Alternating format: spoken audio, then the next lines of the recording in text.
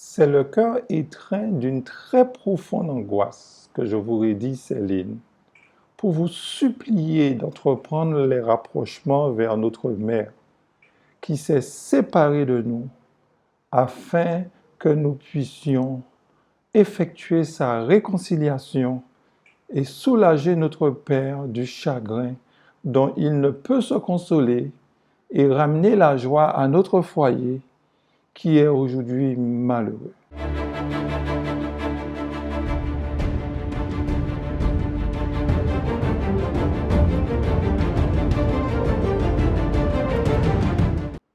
Salutations à tous, bienvenue sur la chaîne, votre serviteur Franck. J'ai de bonnes nouvelles pour vous, allez jusqu'au bout de la vidéo. La thématique du jour, la lettre adressée à notre mère, c'est une étude que je vous avais promis, les deux chapitres du livre d'Osée, les deux premiers chapitres du livre d'Osée. Bon. Osée, le chapitre 1, le premier verset. La parole de l'Éternel fut adressée à Osée, fils de Béri, au temps d'Ozias, de Jotham, d'Akaz, d'Ézéchias, roi de Juda, et au temps de Jéroboam, fils de Joab, roi d'Israël. Osée, comme vous savez, c'est lui qui a remplacé Amos. Osée a connu plusieurs rois, le verset nous le dit, plusieurs rois. Son ministère a duré très longtemps, une soixantaine d'années. Son ministère a duré. Et c'est un prophète, c'est un grand monsieur, c'est un grand prophète. C'est quelqu'un qui a énormément de choses à nous dire. Le verset 2, la première fois que l'Éternel adressa la parole à Osée, l'Éternel dit à Osée, va prendre une femme prostituée et des enfants de prostitution, car le pays se prostitue et ils abandonnent l'Éternel. C'est quoi, mes amis, la prostitution? Ben, la prostitution, c'est le fait de livrer son corps au plaisir sexuel d'autrui pour de l'argent et d'en faire un métier. C'est ça la prostitution. Chaque fois j'ai eu à prier, étudier, aider une prostituée, chaque fois, je vous dis, la prostituée était possédée, était remplie de démons. On appelle le démon de luxure. Des fois, ce n'est pas toujours à l'œil nu, on ne le voit pas toujours. C'est quand la personne fait vraiment une démarche vers Dieu que des fois l'esprit se manifeste. Alors, je ne dis pas que tous les prostituées sont pareils, l'esprit de luxure. Je ne connais pas de cas où il n'y a pas eu un esprit de luxure. Je ne connais pas. Alors, Dieu aurait demandé à Osée de se marier avec une professionnelle du sexe, avec quelqu'un peut-être aussi qui avait un esprit de luxure. Et nous prenons ce verset pour montrer comment Dieu est bon et comment Dieu nous accepte. Ce qui est vrai, Dieu est bon, Dieu nous accepte tels que nous sommes. Mais nous disons que Osée s'est marié avec une prostituée, parce que de toute façon c'est écrit. C'est écrit, Dieu demande à Osée de contacter un mariage, mais le choix est déjà tout désigné de chercher une prostituée. Si vous remarquez le chapitre 3, le verset 1, Dieu dit, l'Éternel me dit, va encore et aime une femme aimée d'un amant et adultère. Aime-la comme l'Éternel aime les enfants d'Israël qui se tournent vers d'autres dieux et qui aiment les gâteaux de raisin. On aurait dû dire pas gâteau de raisin, mais vin alcoolisé. C'est plus près de l'original. Alors, remarquez au chapitre 3, Dieu demande à Osée de contacter un second mariage. Ce qui veut dire que Osée aurait deux femmes, pas une, pas seulement Gomère. Puisque le chapitre 1, le chapitre 2 nous parle de Gomère. La fin du chapitre 2, vous remarquerez que Gomère se repent. Gomère arrête sa prostitution. Donc, le couple est heureux. Alors, pendant que le couple est heureux, Dieu demanderait au chapitre 3 à Osée d'aller encore chercher une seconde femme, polygamie encore. Dieu serait-il polygame?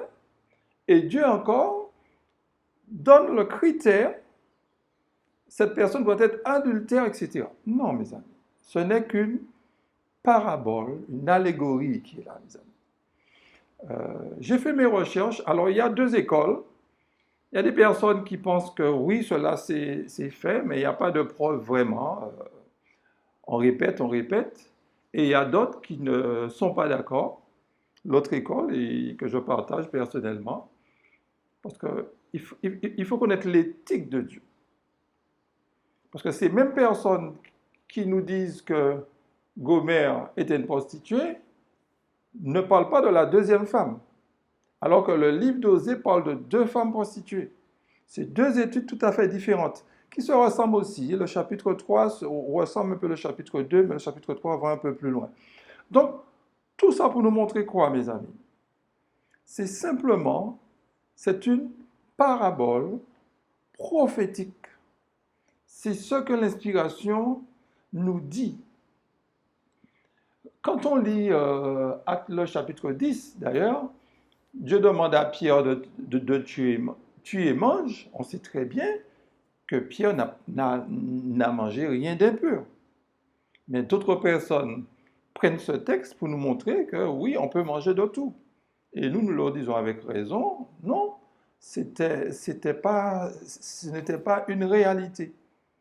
Donc c'est exactement comme ça, exactement ce qui s'est passé dans le livre d'Osée.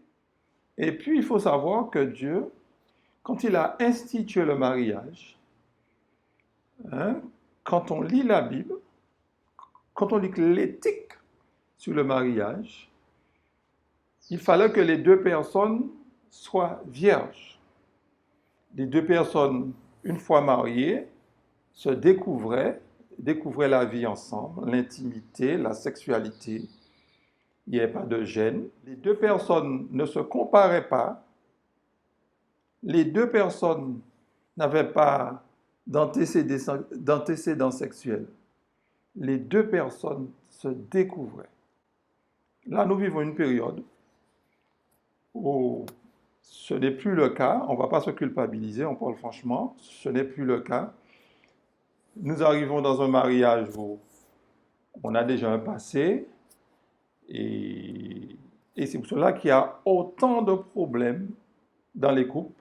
Il y a autant de difficultés, autant d'infidélités, autant de comparaisons, autant de problèmes en un mot. C'est pour cela que Dieu n'a pas prédit une telle chose. Mon but n'est pas de nous culpabiliser, car nous savons tous que Dieu, il restaure. Mais simplement, pourquoi je prends tout cela pour vous? C'est pour vous montrer que Dieu ne peut pas dire à un être humain de se marier avec une personne qui est au départ infidèle. Dieu ne peut pas dire ça. Même si c'est écrit, mais il faut comprendre. Quand Dieu a dit à Abraham d'aller sacrifier son fils, Abraham n'a pas sacrifié son fils. C'est les païens qui font ça. Il n'a pas sacrifié son fils. Quand Dieu dit « tue et mange » dans Actes chapitre 10, Pierre n'a pas pris un couteau et il n'a pas tué le porc et il n'a pas mangé le porc. Non, mes amis. Donc quand Dieu dit à Osée « va prendre une femme prostituée », notez, reprenons le texte. Prenons le texte et vous allez voir que ce n'est pas possible. Le verset 2. La première fois que l'Éternel adressa la parole à Osée, l'Éternel dit à Osée, va prendre une femme prostituée et des enfants de prostitution, car le pays se prostitue, il abandonne le pays. Notez, on dit car. car, conjonction de coordination, car, voilà pourquoi il te faut faire ça. Donc, Osée ne le fait pas. Dieu voulait montrer la situation du peuple d'Israël, la situation des 12 tribus qui vivaient une vie d'abomination. Donc, Gomère symbolisait la situation du peuple. OK? Dieu va se servir d'une famille pour illustrer une prophétie. Prophète et roi, le chapitre 24, la page 229. Dans un langage symbolique, Osée exposait aux 10 tribus le dessein de Dieu, destiné à redonner à toute âme repentant qui voudrait se joindre à son Église les bénédictions réservées à Israël dans la terre promise, au jour où il avait manifesté sa fidélité envers son Dieu. Donc notez, il est dit dans un langage symbolique. Donc, mes amis, Gomère n'était pas une prostituée. C'est un langage symbolique. Alors, cette étude-là, nous allons la voir, nous allons juste la résumer, mais rassurez-vous, je peux la bâcler. Je vais juste la résumer parce que c'est une étude assez longue et je ne veux pas être trop long. Peut-être d'une manière individuelle, une étude sur Zoom, etc., je pourrais mieux articuler cette étude. OK?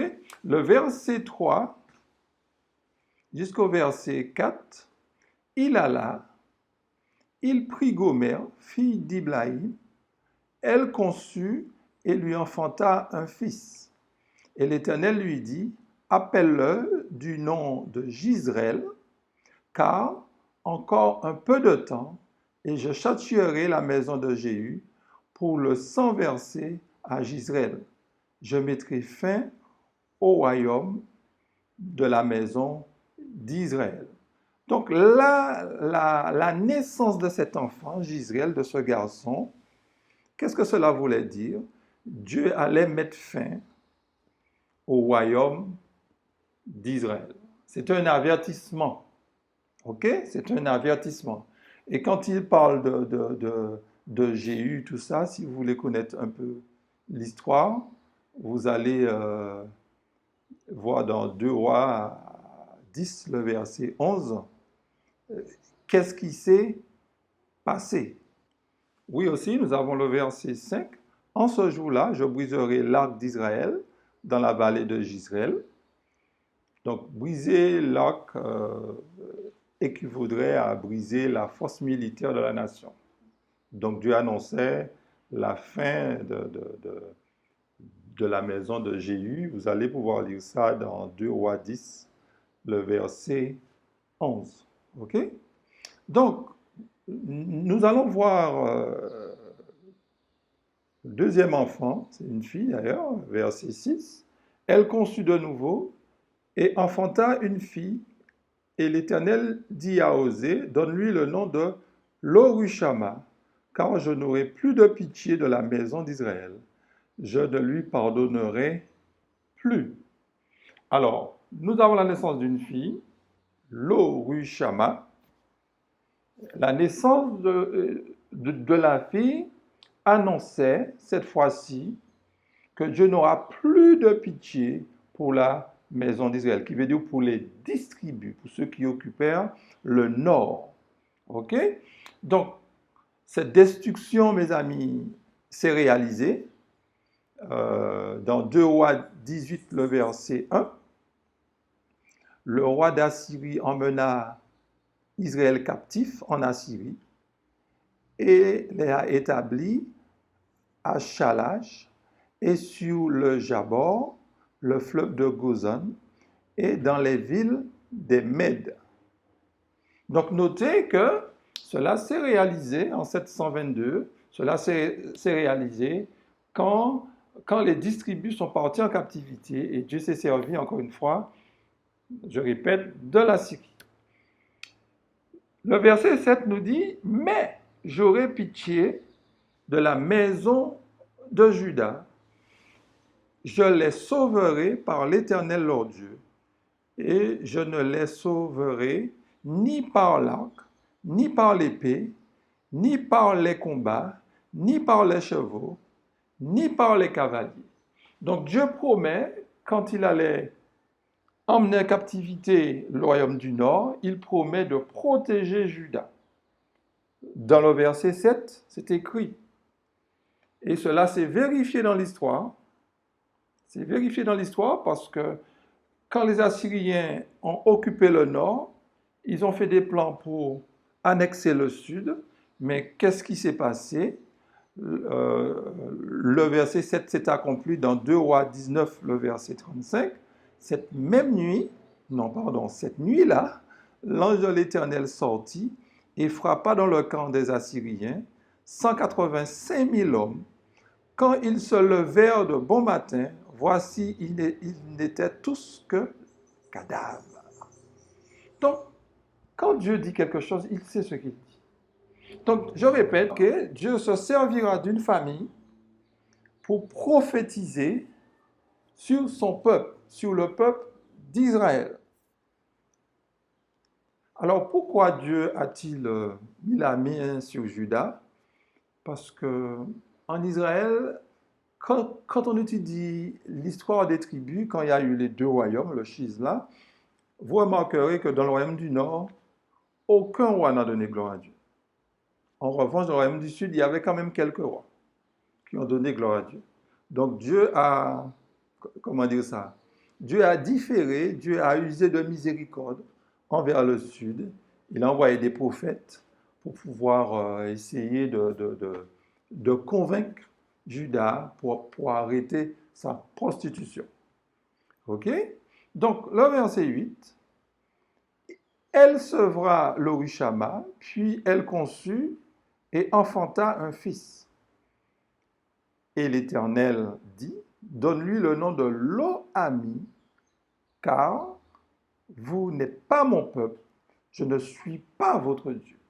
Là maintenant, Dieu, la naissance de Lo-Ami va annoncer la fin du royaume de Juda.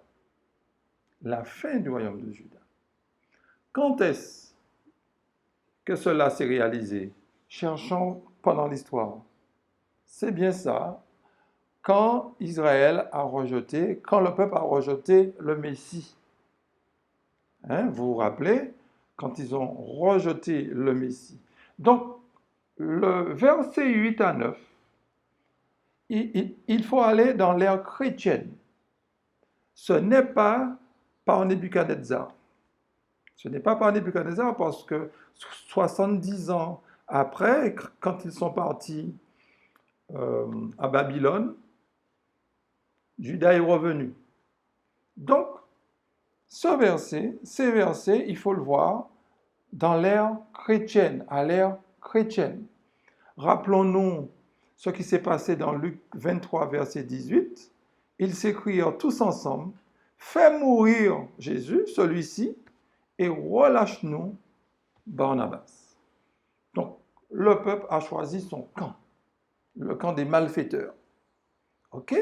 Donc, Dieu était obligé de tirer les conséquences. Vous n'êtes plus mon peuple. C'est ce qui s'est passé. Vous n'êtes plus mon peuple. Dieu va rejeter le peuple d'Israël. Et le judaïsme, même si nous avons du respect pour le judaïsme, mais nous croyons en tant que chrétiens que le judaïsme n'a plus de mission. Alors, si on poursuit la prophétie, dans le chapitre 2, nous allons voir le verset 3 et 4. Alors, le verset 1 et 2, je passe sous silence, ça sera pour une autre fois, désolé. Dites à vos frères, amis, et à vos sœurs Rushama, plaidez contre votre mère, car elle n'est point ma femme, je ne suis point son mari. Qu'elle ôte de sa face ses prostitutions, de son sein ses adultères. La même paire d'enfants présentée dans le chapitre 1er, mes amis, se retrouve dans le chapitre 2, à nouveau. Mais remarquez la différence, le préfixe lo en hébreu qui signifie pas, c'est une négation, a été supprimé. Donc, par conséquent, lo rushama signifie pas de miséricorde. Lo ami veut dire pas mon peuple. Mais puisque le lo a été supprimé, rushama signifie miséricorde. Ami signifie mon peuple. Donc, nous sommes, ce qui prouve que nous avons basculé dans l'ère chrétienne, mes amis. Nous avons changé de période. Le chapitre 2, quand vous lisez le chapitre 2, nous sommes dans l'ère chrétienne. Le chapitre 1, l'Ancien Testament, le chapitre 2, on a basculé dans l'ère chrétienne. Et vous savez très bien, la femme d'Osée n'a pas vécu autant d'années. OK? Donc, mes amis, ce changement de statut dénote une division dans l'histoire de l'Église. L'Église juive, le judaïsme et l'Église chrétienne. C'est pour cela que j'aime dire que le christianisme est une addition au judaïsme. Donc, qui est la mère alors? Qui sont ces personnes?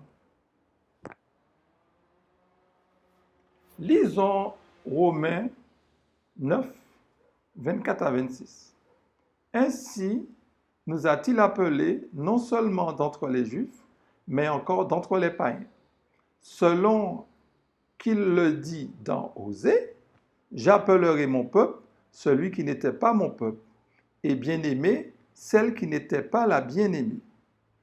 Et là où l'on disait, vous n'êtes pas mon peuple, ils seront appelés fils du Dieu vivant. Donc remarquez que Paul a parfaitement compris la prophétie, et Paul applique le chapitre 2 du livre d'Osée aux chrétiens. Donc nous avons vu d'où est partie la prophétie des enfants d'Israël, le judaïsme. La question est de savoir jusqu'où va cette prophétie dans l'ère chrétienne. Jusqu'où va-t-elle? Osée 2, verset 17. Là, je lui donnerai ses vignes et la vallée d'Accord comme une porte d'espérance. Et là, elle chantera comme au temps de sa jeunesse et comme au jour où elle remonta du pays d'Égypte. Donc, l'Église chrétienne qui était remplie du Saint-Esprit va s'écarter du droit chemin et son remède sera la vallée d'Accord. Donc c'est pour cela que les versets dans le chapitre 2 sont très importants pour nous montrer l'initiative que Dieu va prendre pour pouvoir ramener son peuple à lui, ramener sa femme à lui. Et quand on lit au verset 7, leur mère s'est prostituée et celle qui les a conçus s'est déshonorée, car elle a dit, j'irai après mes amants, qui me donnent mon pain et mon eau, ma laine et mon lin, mon huile et ma boisson. J'irai vers mes amants, cela veut dire que l'Église est dans le monde, se prostitue avec les gens du monde. C'est ce que nous faisons. Donc, nous sommes obnubilés même par l'accroissement de l'Église. Il faut baptiser, il faut faire des campagnes d'évangélisation, mais nous ne sommes pas préoccupés de leur spiritualité. Mais malheureusement, nous allons au fur et à mesure dans le monde. Nous sommes dans le monde. Nos habitudes, nos vêtements, tout, nous sommes dans le monde. Les gens du monde n'ont pas de relation intime avec leur Créateur. Nous sommes exactement comme eux. Nous allons dans le monde. Donc c'est pour cela que nous disons, j'irai vers mes amants. Quand nous faisons une campagne d'évangélisation, nous devons prêcher l'évangile tel qu'il est en Christ. Donc nous ne devons pas baisser les normes, baisser le niveau. Nous devons prêcher l'évangile tel qu'il est. Si nous baissons le standard, qu'est-ce que nous faisons? C'est une arnaque. Donc, il faut qu'on soit préoccupé de la spiritualité.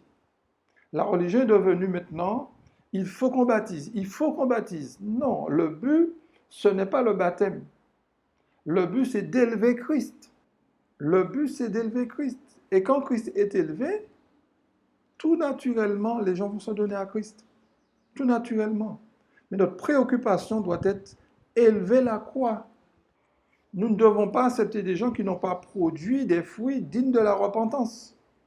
Vous vous rappelez à l'époque de Jean le Baptiste, il y avait des dirigeants d'église, il y avait des pharisiens qui sont venus demander le baptême.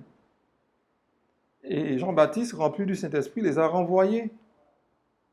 Donc, quand on baptise quelqu'un, on enterre la personne. Ici repose telle personne. Donc, il faut penser à ça. C'est ce qui explique que nous nous prostituons.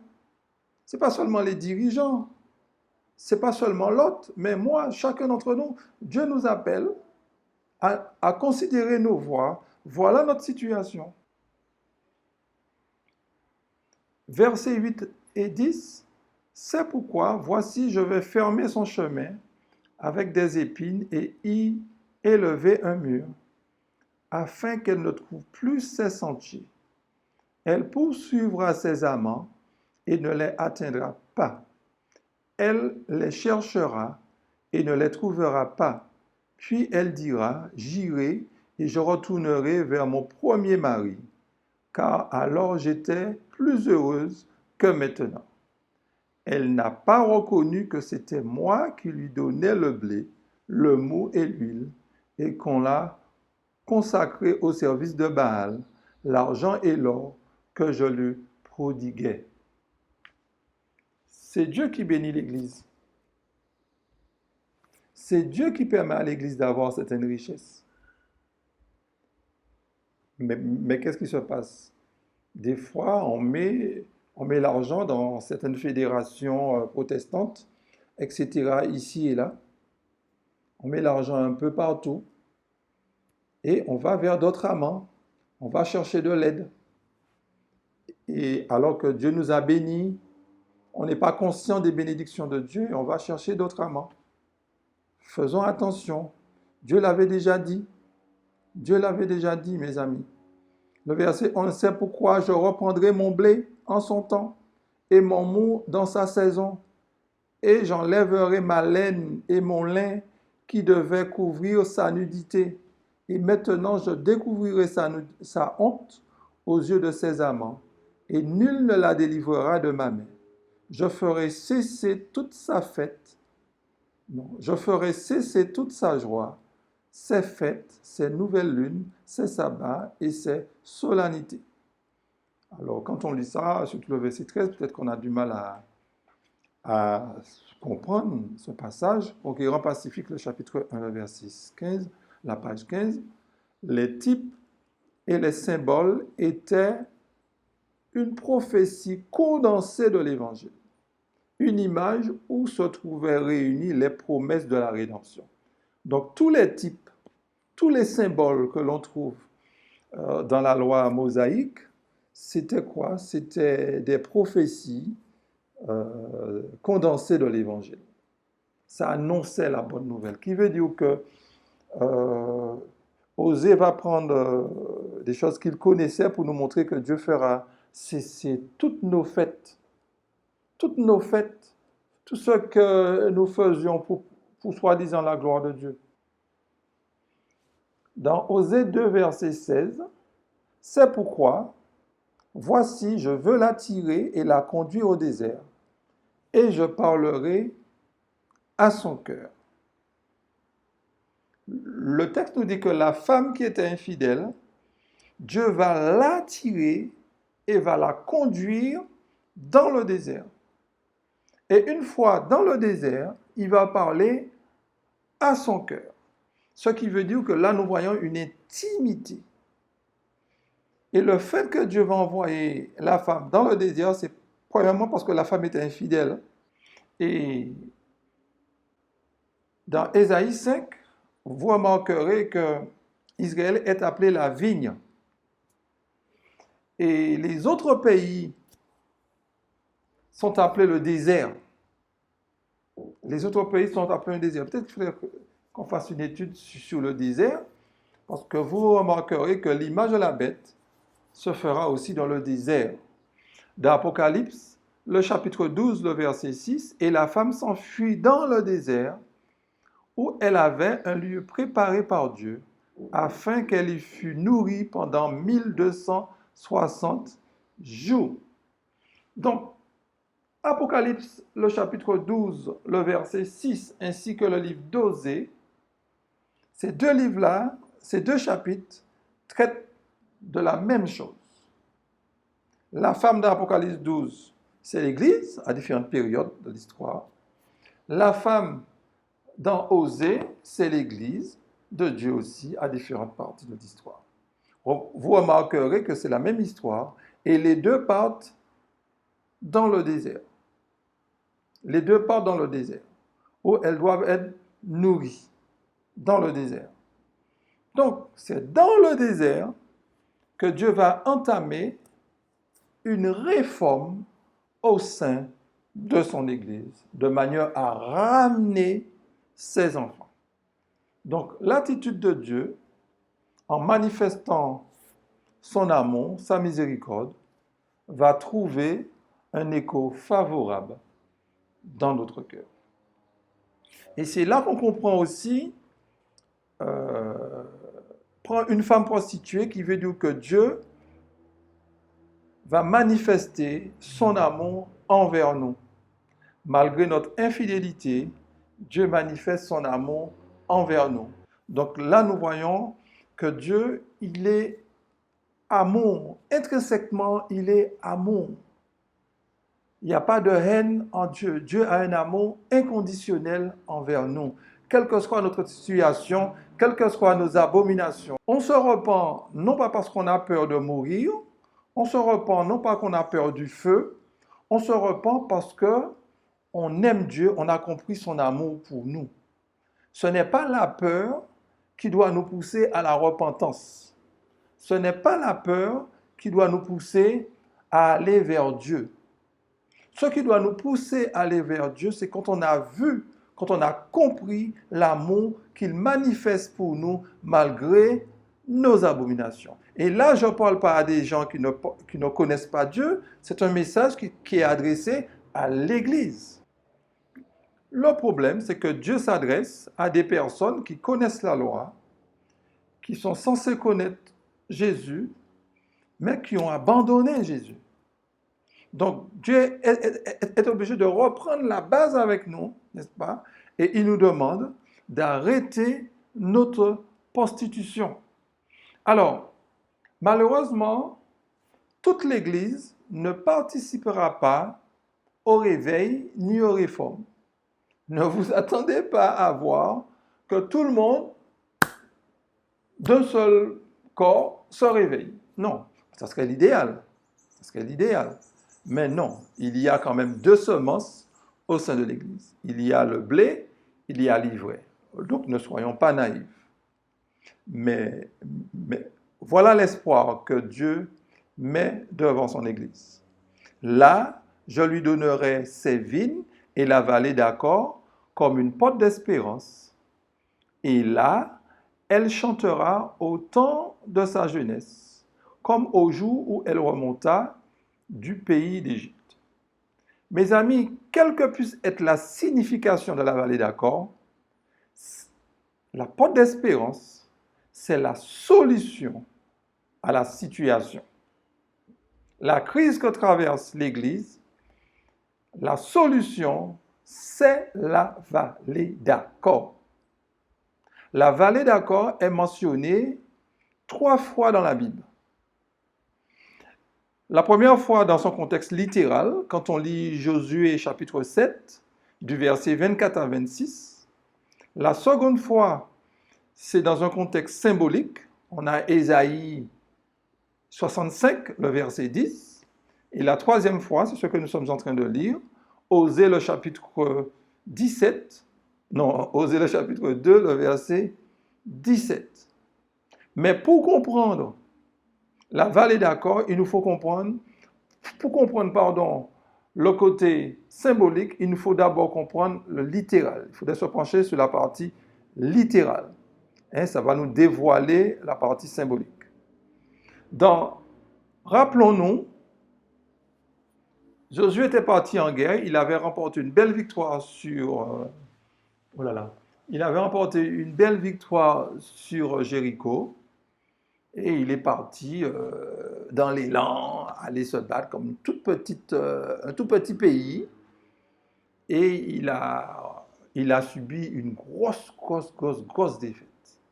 Et il n'a pas compris, il a déchiré ses vêtements, et il ne comprenait pas pourquoi Dieu avait permis une telle chose.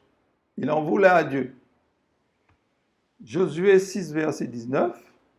Tout l'argent et tout l'or, tous les objets d'airain et de fer seront consacrés à l'Éternel et entreront dans le trésor de l'Éternel. C'est l'ordre que Dieu avait donné à tous les enfants d'Israël.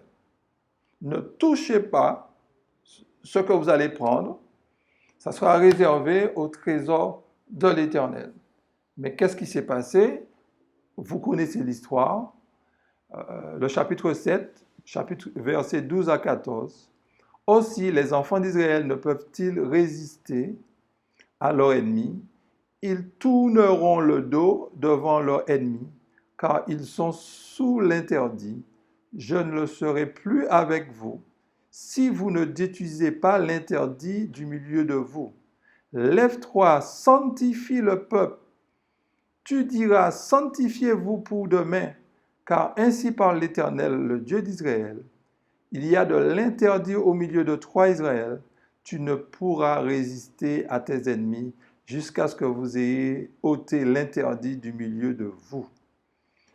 Vous vous approcherez le matin selon vos tribus, et la tribu que désignera l'Éternel s'approchera par famille, et la famille que désignera l'Éternel s'approchera par maison, et la maison que désignera l'Éternel s'approchera par homme. Donc, remarquez les informations que Dieu donne, c'est parce qu'il fallait purifier le peuple. Et Dieu a permis ça aussi, c'était pour permettre aussi à celui qui avait péché de se repentir. Mais vous connaissez l'histoire, jamais il s'est repenti. Le verset 24 à 25, Josué et tout Israël avec lui prirent Akan, fils de Zérach, l'argent, le manteau, le lingot d'or, les fils et les filles d'Akan, les bœufs, ses ânes, ses brebis, sa tente, et tout ce qui lui appartenait. Et ils les firent monter dans la vallée d'Achor. Josué dit, « Pourquoi nous as-tu troublés?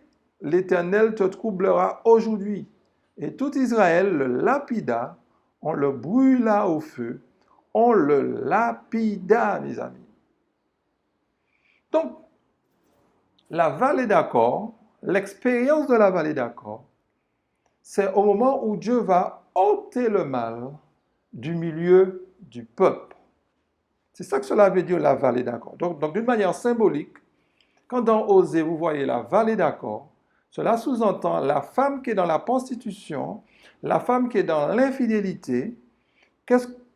Quel sera l'espoir pour l'Église? L'espoir sera que Dieu maintenant purifie l'Église, que Dieu ôte lui-même livré au sein de l'Église. C'est ça l'espoir pour l'Église.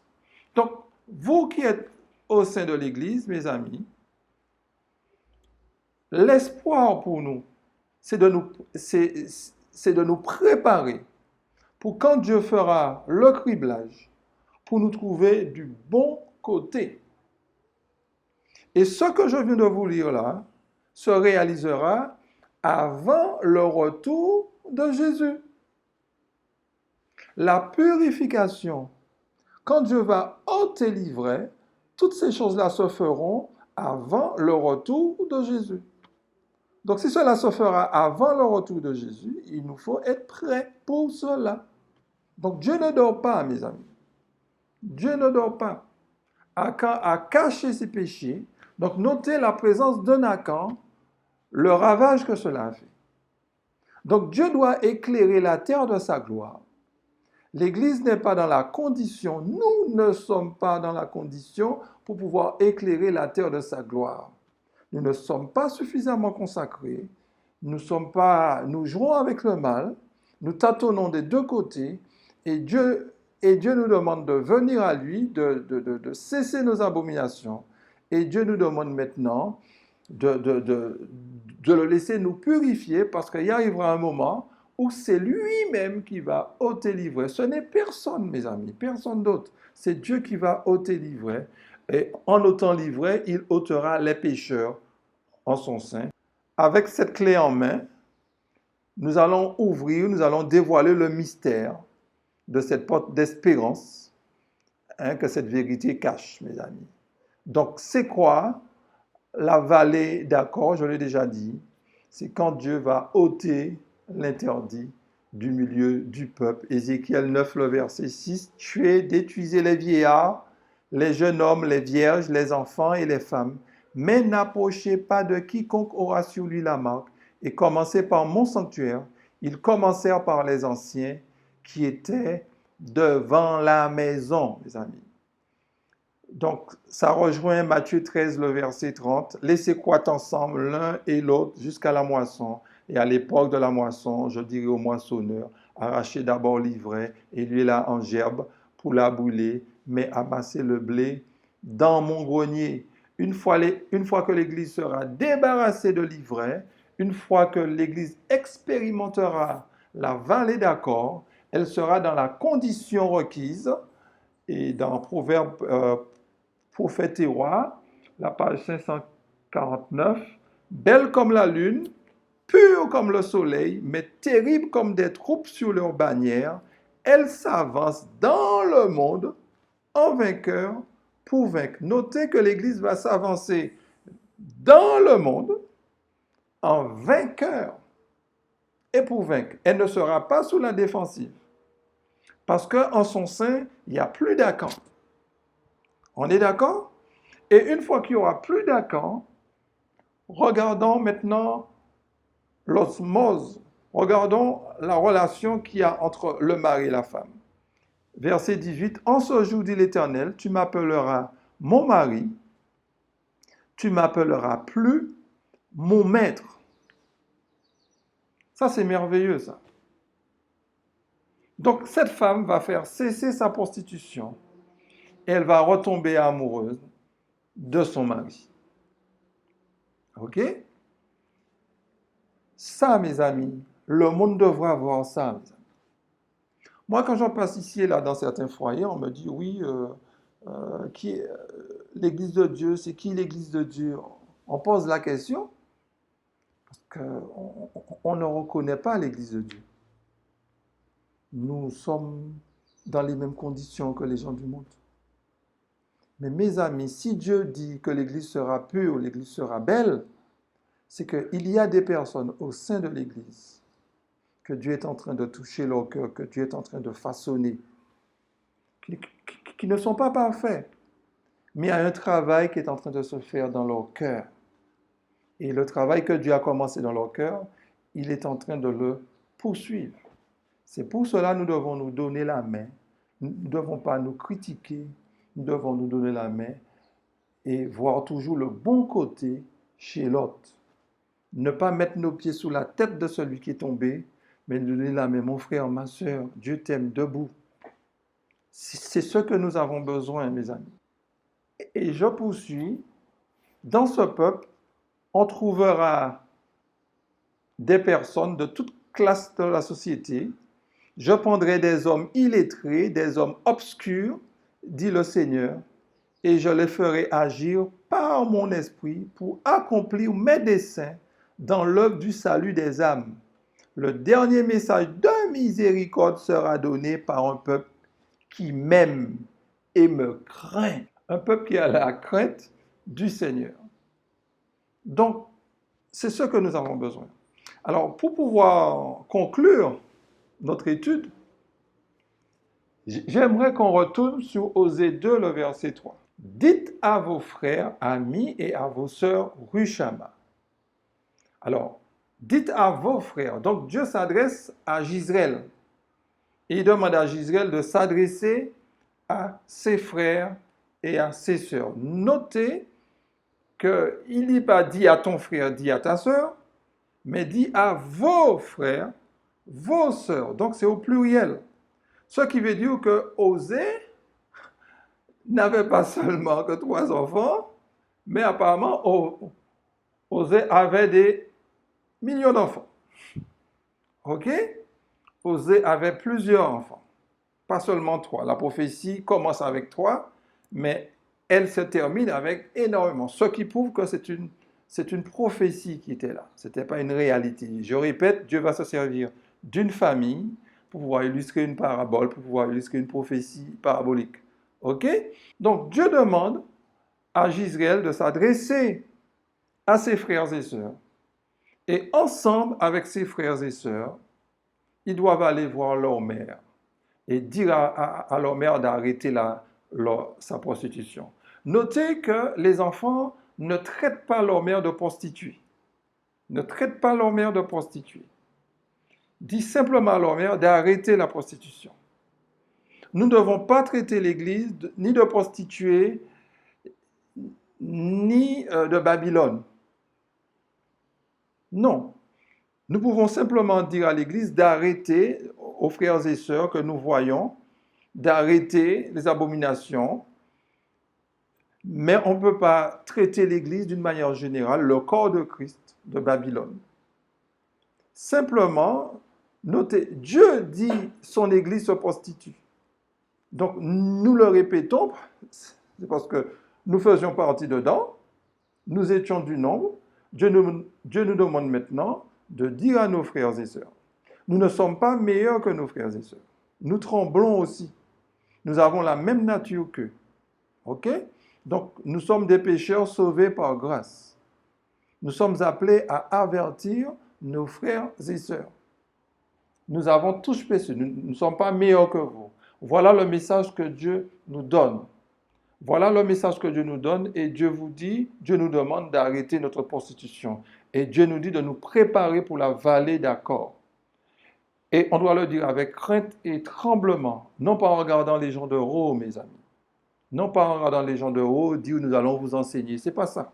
Ce n'est pas ça, mes amis. C'est simplement, nous devons être conscients de notre état. Voilà la situation de tout chacun. Et c'est très facile de tomber dans la prostitution. C'est extrêmement facile. Il nous suffit de mettre l'Esprit de Dieu de côté et puis c'est bon. Donc nous devons vivre par l'Esprit du Seigneur, mes amis. Vivre par l'Esprit du Seigneur. Donc mon frère, ma sœur, Dieu nous demande de nous joindre à lui pour pouvoir avertir notre mère. Notre mère, la classe dirigeante, y compris tous nos bien-aimés frères et sœurs. L'église de la Odyssée, c'est l'église de Dieu. L'église de la Odyssée, le peuple du jugement, c'est l'église de Dieu. C'est la dernière. C'est en son sein que ce mouvement de réveil et de réforme aura lieu, mes amis. C'est en son sein. Dieu n'a pas dit de créer une autre église, mais c'est dans ce mouvement-là, chez cette femme-là, il faut avertir la femme, il faut avertir la mère de se repentir. C'est au sein de la Odyssée que la réforme doit se faire. Il ne faut pas qu'on se retrouve dans la condition laodicéenne, mais nous sommes dans la Odyssée. Et je dis à chacun d'entre nous, c'est un privilège que nous avons d'être dans l'église de la Odyssée. C'est un privilège que nous avons d'être dans l'église de Dieu. Mais nous ne devons pas nous trouver dans la condition décrite, n'est-ce pas, dans la Odyssée. Misérable, pauvre, aveugle et nu. Parce que c'est dans la Odyssée que Dieu va frapper, je frappe, et si on ouvre la porte, j'entrerai. C'est dans la Odyssée que la réforme se fait. Alors que Dieu nous bénisse, que Dieu nous fortifie, et qu'il nous aide à unir nos voix ensemble, derrière la croix, pour que nous puissions avertir notre mère.